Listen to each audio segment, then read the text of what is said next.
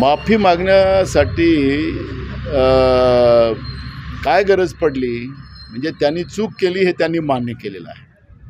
आता चूक केली हे मान्य केलं असेल, छत्रपती शिवाजी महाराजांची जेव्हा प्रतिमा त्या ठिकाणी मांडली गेली ते फाउंडेशन बरोबर होतं की नाही, मूर्ती बरोबर आहे की नाही, सांस्कृतिक संचालकांनी त्या ठिकाणी त्याचं प्रमाणपत्र दिलं होतं की नाही, हे प्रधानमंत्री म्हणून त्यांनी बघायला पाहिजे होतं, त्यांच्या विभागाने बघायला पाहिजे होतं. पण महाराजांचा अपमान हे पेशव्याच्या काळात पण केला जात होता.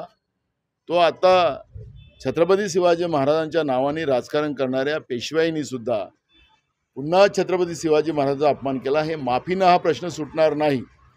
महाराष्ट्राच्या स्वाभिमानाला ज्या नरेंद्र मोदी असतील, एकनाथ शिंदे असतील, देवेंद्र फडणवीस असतील, अजित पवार असेल, या सगळ्यांनी महाराष्ट्राच्या स्वाभिमानाला ठेच लावलेली आहे.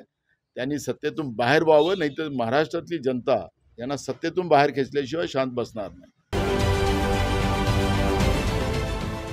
देश विदेशातील प्रत्येक घडामोडींचे लाईव्ह अपडेट मिळवण्यासाठी आता साम टीव्हीच्या सर्व सोशल मीडिया प्लॅटफॉर्मला लाईक, फॉलो आणि सबस्क्राईब करा. तसंच सर्व नोटिफिकेशनसाठी बेल आयकॉन प्रेस करायला विसरू नका.